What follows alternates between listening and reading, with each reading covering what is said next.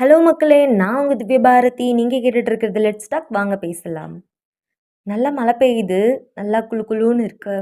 சரி, நீங்க இன்னைக்கு எப்படி ஃபீல் பண்றீங்க? ஹேப்பியா இருக்கீங்களா? அப்படின்றத கமெண்ட் பாக்ஸ்ல சொல்லுங்க. வழக்கம் போல இன்னைக்கும் எடிட்லாம் தான் போஸ்ட் பண்ண போறேன். இன்னைக்கு வந்து ஒரு டாபிக்ல பேச போறேன். அந்த டாபிக் வந்து ஒரு மாதிரியான டாபிக்கா? இல்ல எல்லாரும் பேச வேண்டிய டாபிக்கா? அப்படின்றத ம் நீங்க ஃபுல்லா கேட்டு முடிக்கிறப்போ உங்களுக்கே புரியும். சரி, எந்த டாபிக்ல பேச போற அப்படின்றீங்களா? பீரியட்ஸ், மென்சஸ் பத்தி பேச போறேன்.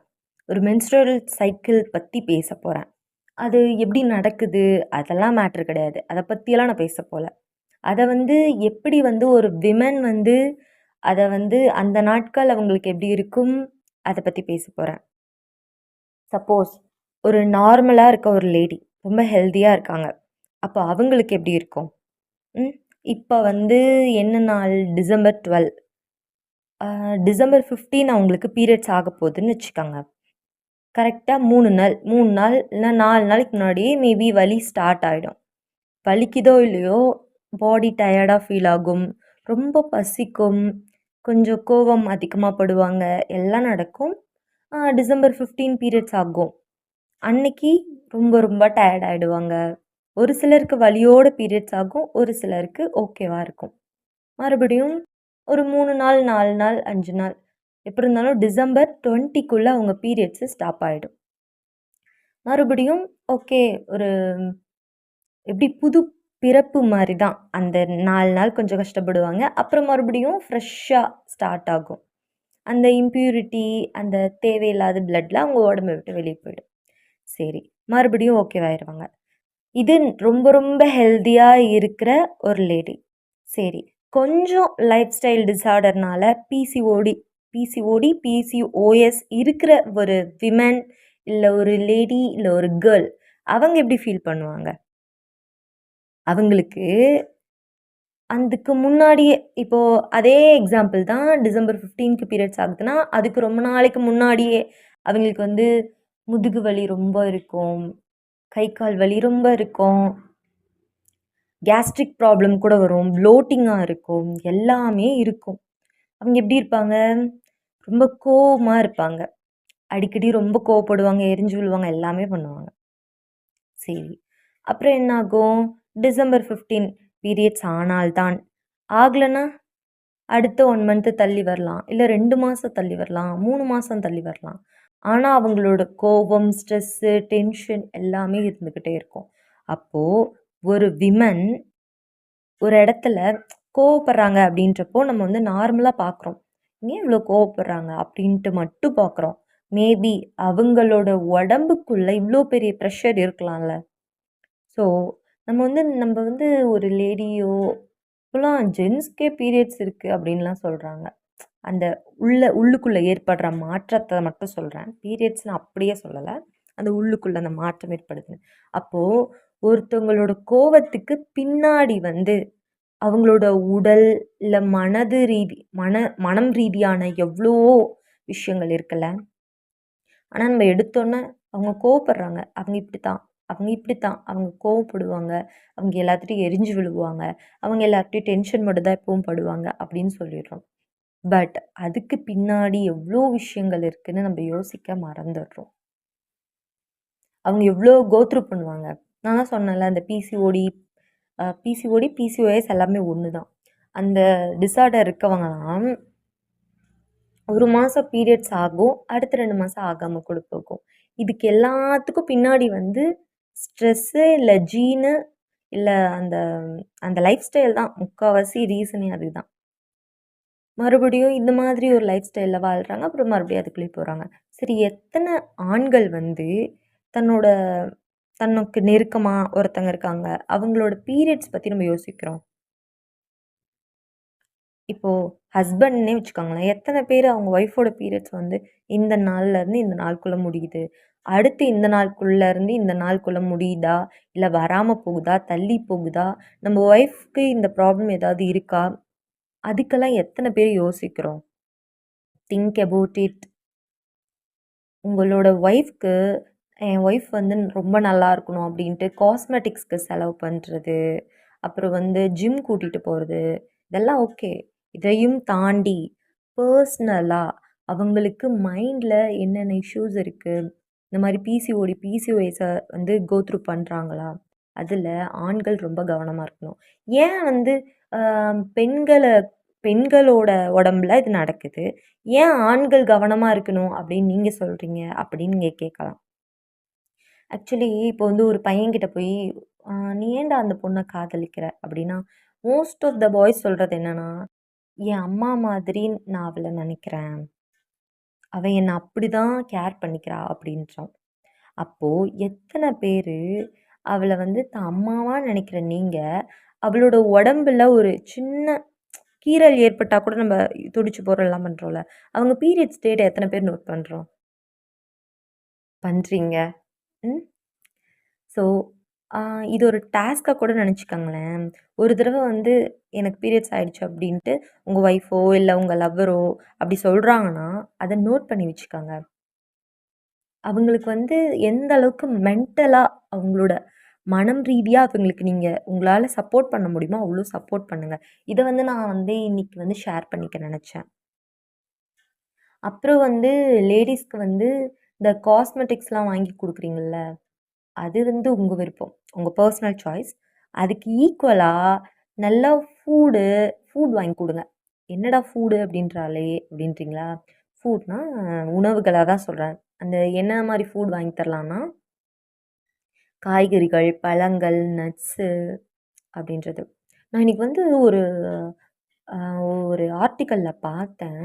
அதுல வந்து கீரைகள் வந்து 150 கீரைகளுக்கு மேல இருக்காம். எனக்கு ரொம்ப ஆச்சரியமா போச்சு. பிசிஓடி இருந்தாவே அவங்களுக்கு வந்து ஸ்பைனக்னா கீரை வகைகள். அதில எது வேணாலும் நீங்க அவங்களுக்கு வந்து குடுக்கலாம். அ டெய்லி குடுக்கலாம். சப்போஸ் வந்து நான் வந்து என் மனைவிய விட்டு ரொம்ப தூரத்தில இருக்கேன். நான் எப்படி கீரைலாம் வாங்கி அவளுக்கு வந்து இந்த மாரி சப்போர்ட் பண்ண முடியும்னு நீங்க நினைக்கலாம். சப்போஸ் நீங்க ரொம்ப தூரத்தில இருக்க ஒரு ஆளா இருந்தா, அவங்க கூட கொஞ்ச நேரம் டைம் ஸ்பெண்ட் பண்ணலாம். நீங்க வந்து ரொம்ப நேரம் வேலை பார்க்குற ஒரு ஆளா இருந்தா, ஒய்ஃப் கூட பேசவே இல்ல அப்படின்னா, அட்லீஸ்ட் 1 டேக்கு 1 டைமாவது கால் பண்ணி பேசுங்க. இந்த மாதிரியெல்லாம் நமக்கு வந்து அ ஐ மீன் கேர்ல்ஸ் வந்து இத தான் எக்ஸ்பெக்ட் பண்றோம். பாய்ஸ் கிட்ட இருந்து. தென் வந்து வேற என்ன நான் சொல்ல நெனச்சேன்னா, ஆ இப்போ ஒரு இடத்துலயே அ ஒரு முக்கியமான ஒரு இடத்துல இருக்கீங்கன்னு வச்சுக்கோங்களேன். உங்க ஒய்ஃபோ, இல்ல உங்களோட மம்மியோ, இல்ல உங்களோட பாட்டியோ, யாரோ ஒருத்தவங்க உங்க வீட்ல இருக்காங்க. அவங்கள போயிட்டு நம்ம வந்து அவங்க வீட்ல இருக்க எல்லா வேலையும் செய்வாங்க. ஆக்சுவலி அ ஒரு மேல்ன்னு வச்சுக்கோங்களேன். அவங்க வந்து ஃபுல் அண்ட் ஃபுல் வெளியில ஆஃபீஸ்ல மட்டும் ஒர்க் பண்றாங்க. ஏசிலேயே இருந்துட்டு வராங்கன்னா, அவங்க வந்து ஒரு நாளைக்கு ஒரு டிஷ்ஷு சமைக்கிறதுக்கே அவங்களுக்கு எல்லாம் பெண்டு கழண்டுரும். அப்படி இருக்கப்போ, நான் வந்து பொதுவா ஜென்ட்ஸ் வந்து சமைக்க முடியாதுன்னு சொல்லல. நான் என்ன மீன் பண்றேன்னா, ஏசிலேயே இருந்துட்டு வர அது ஆணா இருந்தாலும் சரி, பெண்ணா இருந்தாலும் சரி, அவங்க வந்து மறுபடியும் அ இதுலயே ஏசிலேயே இருந்துட்டு, இல்ல அந்த உட்காந்துக்கிட்டே பண்ற ஜாப். பண்ணிட்டு வந்துட்டு திடீர்னு சமைக்கணும்னா, அத அரைக்கணும், இத அரைக்கணும், எல்லாம் கிண்டணும், கிளறணும், ஏகப்பட்ட வேலை இருக்கு. எல்லாம் கழுவணும். இவ்ளோ இருக்கு. எல்லாம் பண்றதுக்குள்ள அவங்களுக்கு இடுப்பு வலி எல்லாம் வரும். ஆணா இருந்தாலும் சரி, பெண்ணா இருந்தாலும் சரி. ஆனா நம்ம வந்து ஈஸியா சொல்லிடுறோம். "உங்க ஒய்ஃப் வந்து என்ன வேலை பார்க்குறாங்க?" அப்படின்னு கேட்டா, அவங்க வந்து வீட்ல வந்து ஹோம் மேக்கரா இருக்காங்க. எங்க வீட்ல எல்லா வேலையும் அவங்க தான் பார்ப்பாங்க. என்ன வந்து அப்படி பார்த்துப்பாங்க, இப்படி பார்த்துப்பாங்க அப்படிலாம் சொல்றதில்ல. வீட்ல தான் இருக்கா. அவ எந்த வேலைக்கு போறதில்ல அப்படின்றோம். அவ வீட்ல தான் இருக்கா அப்படின்னா என்ன? எங்க வீட்ல இருக்க எல்லா வேலையும் அவ தான் பார்க்குறா அப்படின்னு சொல்றது எப்படி? அவ வீட்ல தான் இருக்கா அப்படின்றது எப்படி? ஸோ, அம் ஒவ்வொருத்தருக்குமே அந்த மென்டல் சப்போர்ட் ரொம்ப தேவை. அதுவே கேர்ல்ஸ் இப்போ வந்து ஃபீமேல்லாம் எடுத்துக்கிட்டா நம்ம வந்து அ மேல்க்கு எந்த மாரி சப்போர்ட் பண்ணணும்? அப்டின்னா, அவங்களுக்கு ஒரு ஒர்க் ப்ரெஷர் இருக்கும். அப்போ அவங்க அவங்க என்ன நெனைப்பாங்க? நம்ம கூட நம்ம ஒய்ஃப் வந்து பேசி பழகுனா நல்லாயிருக்கும். கொஞ்சம் டைம் ஸ்பெண்ட் பண்ணா நல்லாயிருக்கும். நமக்கு பிடிச்சத செஞ்சு குடுத்தா நல்லாயிருக்கும். ஓகே. இந்த மாதிரி எப்படி ஃபீமேல் கிட்ட மேல் வந்து எதிர்பார்ப்பு வச்சிருக்காங்களோ, அதே மாதிரி மேல் கிட்ட இருந்து ஃபீமேலுக்கு ஒரு சில எதிர்பார்ப்புகள் இருக்கு. ஸோ, நீங்க வந்து உங்களோட மனைவியோ, இல்ல உங்க காதலியோ ரொம்ப ஹேப்பி ஆக்கணும் அப்படின்னு நீங்க நினைச்சீங்கன்னா, அவங்களோட பீரியட்ஸ் டேட்ட நோட் பண்ணி வச்சுக்கோங்க. அடுத்த தடவ வரலையா? ஓ! உனக்கு வரல. இதுக்கு ஏதாச்சும் நம்ம வந்து ரெமெடி ட்ரை பண்ணலாமா? இல்ல டாக்டர போய் பார்க்கலாமா? இந்த மாதிரி ஒரு கான்வர்சேஷன் வச்சுக்கோங்களேன். அது வந்து அவங்களுக்கு எப்படி ஃபீல் ஆகும்னா, அந்த ஒய்ஃப்‌க்கோ, அந்த லவ்வருக்கோ, "ஓ! நம்ப ஹஸ்பண்ட் வந்து நம்ம மேல இவ்ளோ கேரிங்கா இருக்காங்களா?" அப்படின்ற அளவுக்கு அவங்களுக்கு ரொம்ப அட்டாச்சா பர்சனல் டச் குடுக்கும்னு வச்சுக்கோங்களேன். ஏன்னா, ஒருத்தங்கள வந்து நம்ம ஈஸியா ஏதாவது ஒரு குறை சொல்லிட்டு போயிடுறோம். "அந்த பொண்ணுக்கு பாரேன் ஃபேஷியல் ஹேர் இருக்கு" அப்படின்றது. அப்புறம் "அவனுக்கு பாரேன் அந்த பையனுக்கு தலையில சொட்டை இருக்கு" அப்படின்றது. "அந்த பையனுக்கு பாரேன் வாய்ஸ் வந்து ஃபீமேல் வாய்ஸ் வருது. பொண்ணு மாரி பேசுறான் அவன்" அப்படின்னு ஒரு பையன சொல்றது. எத்தன பேரு நம்ம கூட இருக்கவங்களுக்கு இந்த மாரி சின்ன சின்ன குறைகள், அது குறைகள்னு சொல்ல முடியாது. அது ஒரு சின்ன டிஸார்டர்னால அப்படி அந்த சிம்ப்டம் அப்படியா வரது. சிம்ப்டமா வரதுக்கு தான். ஒரு டிஸார்டரோட சிம்ப்டம்ஸா தான் இருக்கும். எத்தன பேரு டைம் எடுத்து நம்மளோட காதலனுக்கோ, காதலிக்கோ இந்த மாரி ஒரு சிம்ப்டம்ஸ் இருக்கு. நம்பளால முடிஞ்ச ஒரு உதவிய பண்ணலாம். அப்படின்ட்டு கேர் எடுத்து அதுக்கு என்ன சொல்யூஷன்னு தேடுறோம். ஆக்சுவலி இந்த மாரி சின்ன சின்ன விஷயங்கள் பண்ணி பாருங்களேன். ஏதோ ரொம்ப ரொம்ப சண்டை போடுற ஒருத்தங்களா இருந்தா கூட, ஒரு நிமிஷம் யோசிச்சு பார்ப்பாங்க. நம்ம மேல இவ்ளோ கேரிங்கா இருந்தாங்கல்ல அப்டின்ட்டு. விட்டுட்டு போற சூழ்நிலையில கூட இந்த மாரி ஒரு சில கேரிங்கான விஷயங்கள் நெனச்சு பார்த்து, கண்டிப்பா விட்டுட்டு கூட மாட்டாங்க. ஸோ, என்ன சொல்றேன்னா, ஒரு ரிலேஷன்ஷிப்ல கேரிங்ன்றது ரொம்ப முக்கியம். இத நான் வந்து சொல்ல நெனச்சேன். ஆ அப்புறம் வந்து என்னன்னா, நம்ம வந்து ஒருத்தங்கள வந்து இப்போ அ எப்படி சொல்றது? காதலிக்கிறோம் அப்படின்னு வச்சுக்கோங்களேன். அத வந்து ஃபுல் அண்ட் ஃபுல் மறைச்சிடுறது. மத்தவங்க என்ன சொல்லுவாங்களோ, ஏது சொல்லுவாங்களோ அப்படின்ட்டு. ஆக்சுவலி ஒரு பிளான் இருக்கு. அத வந்து சீக்ரெட்டா வச்சுக்கிறது ரொம்ப நல்லது. ஆனா ஒரு சில இடத்துல வந்து எனக்கு வந்து லவ்வர் இருக்காங்க அப்படின்றத வந்து சொல்லவே மாட்டாங்க.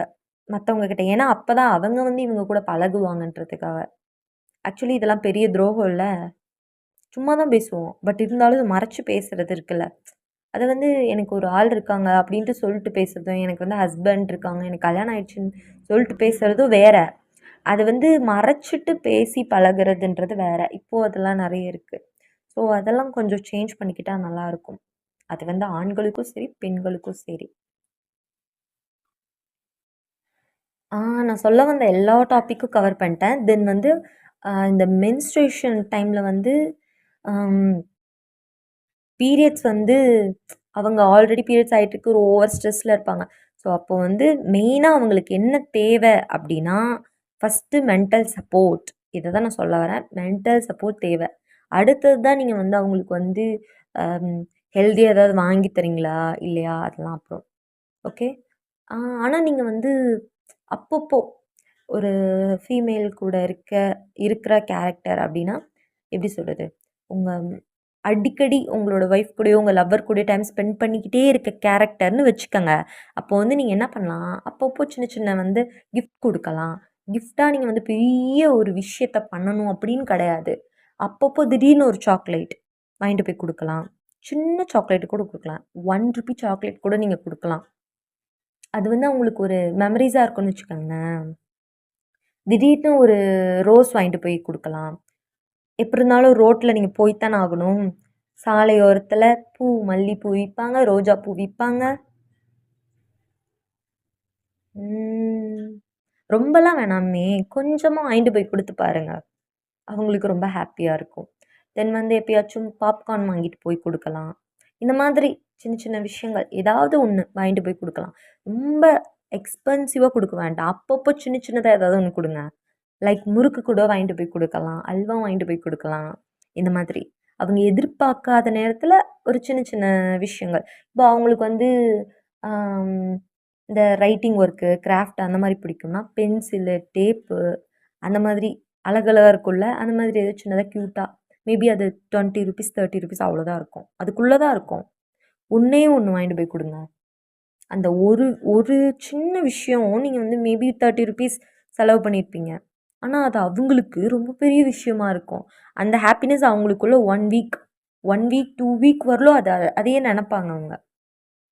ஸோ வந்து நான் என்ன சொல்ல வரேன்னா, நீங்க வந்து ரொம்ப பெரிய எஃபோர்ட்லாம் எடுக்க வேண்டாம். சின்ன சின்ன எஃபர்ட் அப்பப்போ சின்ன சின்ன எஃபோர்ட் போடுங்க. உங்களோட ரிலேஷன்ஷிப் ரொம்ப ஸ்ட்ராங்கா இருக்கும். மெயினா இந்த பீரியட்ஸ பத்தி நான் ஏன் பேச நெனச்சேன்னா, இத பத்தி இத பத்தி வந்து மோஸ்ட்டா யாரும் பேசுறதே கிடையாது. இது வந்து ஓப்பனா பேச வேண்டிய ஒரு டாபிக் இது. ஆனா, இத வந்து ஓப்பன் அப் பண்ணி பேசுறதுக்கு எல்லாரும் அவ்ளோ கூச்சப்படுறாங்க. அத பார்க்க கூட நெறைய பேர் கூச்சப்படுறாங்க. இது வந்து கல்யாணத்துக்கு அப்புறம் தான் பார்க்கணும் அப்படின்னு இல்ல இந்த வீடியோ. இந்த வீடியோ வந்து யார் வேணாலும் பார்க்கலாம். இத வந்து பார்க்குறது வந்து ஒரு ஹஸ்பண்டாவோ, ஒரு லவ்வராவோ தான் இருக்கணும்னு அவசியம் கிடையாது. ஒரு அப்பாவா கூட இருக்கலாம். தன்னோட மகளுக்கு பீரியட்ஸ் டைம்ல இந்த மாரி சின்ன சின்ன கிஃப்ட் வாங்கிட்டு போய் குடுக்கலாம். எங்க அப்பா எனக்காக எனக்கு பீரியட்ஸ் டைம்ல நான் எப்பயாவது ஸ்ட்ரெஸ் ஆகக்கூடாது, இல்ல எனக்கு ரொம்ப பெயினா இருக்கும்போது எங்க அப்பா வந்து எனக்கு சாக்லேட் வாங்கிட்டு வந்து குடுப்பாரு, அப்படின்னு சொல்லுவாங்க. இப்பலாம் சின்ன பிள்ளைங்களே ஏஜ் அட்டெண்ட் பண்றாங்க. அவங்களுக்கு கூட இப்பலாம் அந்த டைம்லேருந்தே பீரியட்ஸ்னா அது ஒரு ஸ்ட்ரெஸ் அந்த மாதிரி. அப்புறம் இன்னொரு இன்னொரு விஷயம் வந்து பீரியட்ஸ் பத்தி நான் சொல்ல வேண்டியது இருக்கு. என்னன்னா, இப்போ வந்து சின்ன வயசுலயே பீரியட்ஸ் வந்து இர்ரெகுலரா ஆகுது அப்படின்றப்போ, பேரண்ட்ஸ் வந்து அதெல்லாம் ஒண்ணும் இல்ல அப்படின்ட்டு பெருசா எடுத்துக்காம அத வந்து ஸ்கிப் பண்றது ரொம்ப தப்பான விஷயம். அப்போவே உணவு கொஞ்சம் சரி பண்ணி பீரியட்ஸ ரெகுலர் பண்றது ரொம்ப முக்கியமான விஷயம். பேரண்ட்ஸ் தான் இதுக்கு முக்கிய பொறுப்பு ஃபர்ஸ்ட்டு. சின்ன வயசுலயே கொஞ்சம் ஒரு 8த் படிக்கும்போது, இப்பலாம் 6த் படிக்கும்போதே ஏஜ் அட்டெண்ட் பண்ணிடுறாங்க. அப்போ என்ன பண்ணணும், பேரண்ட்ஸ் தான் ரொம்ப கண்ணும் கருத்துமா இருக்கணும். குழந்தைங்க வந்து ஏஜ் அட்டெண்ட் பண்ணதுக்கப்புறம் ரெகுலரா பீரியட்ஸ் ஆகுதா அப்படின்றதையே ஃபர்ஸ்ட்டு நோட்டீஸ் பண்ணணும். இது ரொம்ப முக்கியமான ஒரு விஷயம். அப்புறம் வந்து ஆம், எஜுகேட் எஜுகேட் பண்ணணும். பீரியட்ஸா? அப்போ வந்து பேட் யூஸ் பண்ணுறதா? இல்ல மென்ஸ்ட்ருவல் கப் இருக்கு. கப் யூஸ் பண்ணுறதா? இல்ல வந்து கிளாத்து. இப்போ யாரும் மோஸ்ட்டா கிளாத் யூஸ் பண்றதில்ல. பட் கிளாத் கூட சேஃப் தான். நான் சொல்றேன். மோஸ்ட்டா நான் என்ன ப்ரிஃபர் பண்றேன்னா, பேடு தான் ரொம்ப ப்ரிஃபர் பண்றேன். ஆனா, இப்போ வந்து பீப்பிள்ஸ் வந்து என்ன சொல்றாங்க, மென்ஸ்ட்ருவல் கப் வந்து இன்சர்ட் பண்ணி யூஸ் பண்ணிக்கலாம் அப்படின்றாங்க. அது அவங்கவங்க விருப்பம். அந்த கப்ப வந்து இன்சர்ட் பண்ணி யூஸ் பண்ணிட்டு, அதுக்கப்புறம் அந்த சுடு தண்ணி போட்டு வாஷ் பண்றது அந்த மாதிரிலாம் இருக்கு. சரி, அவங்கவங்களோட விருப்பத்துக்கு ஏத்த மாரி யூஸ் பண்ணிக்கலாம். கொஞ்சம் ஹைஜீனா இருக்கணும். அப்புறம் என்ன சொல்ல வந்தேன்னா, பீரியட்ஸ் ஆகல அப்படின்ற பட்சத்தில, ஒரு சிலர் வந்து குழந்தைங்களே அத அக்செப்ட் பண்ணிக்குவாங்க. ஏன்னா, எதுக்குடா போயிட்டு பேட் மாத்திக்கிட்டு, இத்தன மணி நேரத்துக்கு ஒரு தடவ பேட் மாத்திக்கிட்டு, பீரியட்ஸ் இல்லையா ஒரு தொல்லை இல்ல அப்படின்ற மாரி விட்டுறக்கூடாது. ஆக்சுவலி இதெல்லாம் உடம்புக்குள்ள வர ஒரு சிம்ப்டம்ஸ் தான். ஸோ, அத நம்ம கண்டிப்பா சரி பண்ணணும். பீரியட்ஸ் ஃபீமேல்னா அவங்களுக்கு பீரியட்ஸ் ஆகணும். ஒரு வருஷத்துக்கு இத்தன பீரியட்ஸ் கண்டிப்பா ஆயிருக்கணும் அப்படின்ற ஒரு விஷயம் கூட இருக்கு. ஸோ, கொஞ்சம் ம் பேரண்ட்ஸா இருந்தா கொஞ்சம் சேஃபா இருங்க. பிள்ளைங்களுக்கு பீரியட்ஸ் ஆகல அப்படின்றப்போ, கொஞ்சம் எக்ஸ்ட்ரா கேர் குடுக்க வேண்டியது ரொம்ப ரொம்ப முக்கியம். நான் உடனே அ டாக்டர தான் தேடி போகணும், மெடிசன் தான் குடுக்கணும் அப்படி சொல்லல. நீங்க உங்களோட உணவு முறைய சரி பண்றது மூலியமாவே இத சரி பண்ணிக்க முடியும். தென் வந்து இப்பலாம் ஏகப்பட்ட விஷயங்கள் இருக்கு. யோகா இருக்கு. பிசிஓடி யோகா இருக்கு. அதெல்லாம் சொல்லிக் குடுக்கலாம். ஒரே ஒரு ரிக்வெஸ்ட் என்னன்னா, சின்ன பிள்ளைங்களுக்கு பீரியட்ஸ் ஆகல அப்படின்றப்போ, அத வந்து ஓகே அப்படின்ட்டு விட்டுறக்கூடாது. அத அப்படியே விட்டுட்டு போறது போறது வந்து சரியான விஷயம் கிடையாது. ஸோ வந்து எஜுகேட் பண்ணுங்க பிள்ளைங்களுக்கு. அததான் நான் சொல்ல நெனச்சேன். பீரியட்ஸ் பத்தி நான் நெனச்சதெல்லாம் சொல்லிட்டேன். தென் வந்து ஒரு சிலர் வந்து இந்த வீடியோ பார்க்குற யாராவது ஒருத்தங்க கூட பீரியட்ஸ் வந்து ஆகாம இருக்கவங்க கூட இந்த வீடியோ பார்க்கலாம். அவங்களுக்கு என்னோட டிப்ஸ் என்னன்னா, ஃபர்ஸ்ட்டு நல்லா தண்ணி குடிங்க.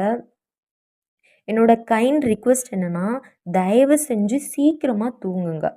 சீக்கிரமா தூங்குங்க. காலையில சீக்கிரமா எந்திரிங்க. அப்புறம் வந்து காலையில வந்து யோகா பண்ணுங்க. எக்சர்சைஸ் பண்றது அது உங்களோட ப்ரிஃபரன்ஸ். எக்சர்சைஸ் பண்ணி ரொம்ப உடம்புக்கு வந்து பாடி மூவ்மெண்ட் குடுங்கன்னு நான் சொல்ல மாட்டேன். ஏன்னா, அதனாலயும் பிளட் ஃப்ளோ வந்து கீழ போகாம ஒரு சிலருக்கு வந்து பீரியட்ஸ் ஆகாம இருக்கும். ஸோ வந்து எக்சர்சைஸ வந்து நான் வந்து ப்ரிஃபர் பண்ணல. நீங்க உங்களுக்கு உங்க பாடிக்கு தெரியும். இது இது பண்ணா எனக்கு வந்து ஓகே அப்டின்ட்டு. மோஸ்ட்டா நான் என்ன ப்ரிஃபர் பண்றேன்னா யோகா. யோகா பண்ணலாம் நீங்க. மெடிடேஷன் பண்ணலாம். ரிலாக்ஸா இருக்கலாம். மூவி பாருங்க. பேய் படம் அந்த அளவுக்குலாம் போகாதீங்க. காமெடி படம் பாருங்க. பேய் படம் பார்க்கவே வேண்டான்னு சொல்லல. அடிக்கடி பார்க்க வேண்டாம். நீங்க வந்து காமெடி ஃபிலிம்ஸ் பார்க்கலாம். தென் வந்து வேற என்ன ஷேர் பண்ணிக்க நெனச்சேன்னா, காலையில வந்து ஆம் முளைக்கட்டிய பயிறு ஏதாவது எடுத்துக்கலாம். இல்ல நார்மலாவே சுண்டல், இந்த பாசி பயிறு, பச்சை பயிறு இந்த மாதிரி பயிறு வகைகள் எடுத்துக்கலாம் நீங்கள். தென் வந்து எக்கு சாப்பிட்லாம். வீகனாக இருந்தால் எக்கு வேண்டாம், நான் பொதுவாக எக்கு சாப்பிடுங்கன்னு சொன்னேன். எக் சாப்பிட்றவங்களா இருந்தால் எக் சாப்பிட்லாம் நீங்கள். தென் வந்து பால் குடித்தா கொஞ்சம் ஸ்ட்ரென்த்தாக இருக்கும். ரொம்ப வீக்காக இருப்பீங்கள்ல, அவங்களுக்கு நான் சொல்கிறேன். அப்புறம் வந்து பீரியட் ஃப்ளோ வந்து ஒரு சிலருக்கு 5 நாளை தாண்டி போய்க்கிட்டே இருக்கும். இல்லைன்னா கண்டினியூஸாக இப்போ பீரியட்ஸ் ஆகுதா, 5 நாள் கழிச்சு ஒரு 5, 6 நாள் கழிச்சு மறுபடியும் பீரியட்ஸ் ஆகுறது. இதெல்லாம் தயவு செஞ்சு இதெல்லாம் அப்படியே ரொம்ப நார்மலைஸ் பண்ணாதீங்க. இதெல்லாம் நார்மலைஸ் பண்ண வேண்டிய விஷயங்களே கிடையாது. இதெல்லாம் உங்கள் உடம்புக்குள்ள ஒரு மாற்றம் நடந்துட்டுருக்கு அப்படின்னு உங்கள் உடம்பு வந்து உங்களுக்கு வந்து பாடியோட வழியாகவே உங்களுக்கு வந்து சொல்லுது. அதெல்லாம் ஒரு சின்ன சின்ன சயின்ஸ். அதெல்லாம் பார்த்துட்டு ஓகே நம்ம உடம்பு இப்படி இருக்குது, நம்ம வந்து ஒரு சில சேஞ்சஸ் பண்ணிக்கணும் அப்படின்ட்டு பண்ணிக்கோங்க. அப்புறம் வந்து இன்னொரு விஷயத்தை பற்றி நான் பேச நினச்சேன். பெர்ஃபெக்ஷன் அப்படின்ற ஒன்று. இந்த உலகத்தில் பெர்ஃபெக்ட்டு அப்படின்னு நம்ம எங்கே தேடினாலும் பெர்ஃபெக்டாக ஒருத்தரை கண்டுபிடிக்கவே முடியாது. 100% சொல்கிறேன், பெர்ஃபெக்டாக 100% பெர்ஃபெக்டாக யாரையும் கண்டுபிடிக்கவே முடியாது. ஸோ பெர்ஃபெக்ட்னு அதை தேடி ஓடுறத விட்டுட்டு நம்மக்கிட்ட என்ன நமக்குன்னு கடவுள் கொடுத்துருக்காரோ அதை வச்சு உங்களால் என்ன முடியுமோ அதை பண்ணுங்கள். தென் வந்து என்கிட்ட இருந்தால் தான் பண்ணுவேன் அப்படின்னு இல்லை, உங்கள்கிட்ட திறமை இருந்தால் இருக்கிறத வச்சு கூட என்ன வேணாலும் பண்ணலாம். இதெல்லாம் நான் வந்து ஷேர் பண்ணிக்க நினச்சேன். எக்ஸ்ட்ரா இதெல்லாம் நான் சொல்ல நினச்சேன். ஓகே, நாளைக்கு ஒரு இன்ட்ரெஸ்டிங்கான டாப்பிக்கோடு உங்களை வந்து சந்திக்கிறேன். அது வரலும் எனக்காக வெயிட் பண்ணுங்கள். தென் வந்து மறக்காமல் சப்ஸ்கிரைப் பண்ணிடுங்க. நேற்றுலாம் யாருமே என்னோடய வீடியோவுக்கு சப்ஸ்கிரைப் பண்ணவே இல்லை. ஸோ எனக்கு கொஞ்சம் வருத்தம். சரி, எனக்கு சப்ஸ்கிரைப் பண்ணிடுங்க. ஏதாச்சும் என்னோடய வீடியோவில் கொஞ்சம் டெவலப் பண்ண வேண்டியது இருந்தால் அதை சொல்லுங்கள். நான் வந்து அதை வந்து கரெக்ட் பண்ணிக்கிட்டு டெவலப் பண்ணிக்கிறேன். Okay, see you, tata, bye bye.